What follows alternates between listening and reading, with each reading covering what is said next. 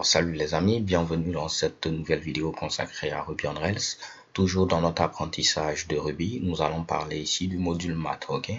Donc vu que dans la vidéo précédente, on a commencé à faire un peu de petits calculs où on a converti déjà dollars en euros, ainsi de suite, je me suis dit qu'il était peut-être approprié de parler de ce module-là. Ne vous inquiétez pas, on parlera de la notion de module dans l'une des vidéos à venir, mais ici on va voir un peu l'éventail de fonctionnalités dont regorge le module maths, ok, ou la librairie maths si vous le souhaitez.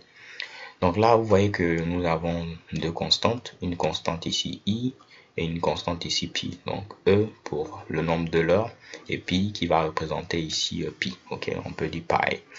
Donc là, pas de souci, si je viens à ce niveau et je veux accéder à E, vu que c'est une constante qui est présente au niveau ici du module maths, je vais essayer de faire un petit IRB.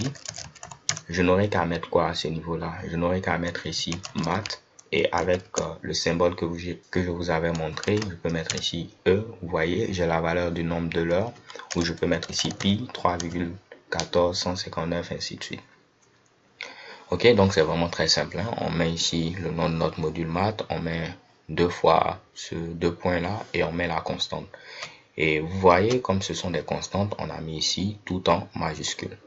Vous avez plein de méthodes disponibles, une méthode pour avoir par exemple le sinus, le cosinus, la tangente, plein de trucs, le logarithme.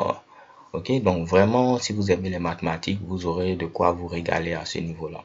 Prenons par exemple ici la méthode log. Ok, on va essayer de voir cela ensemble.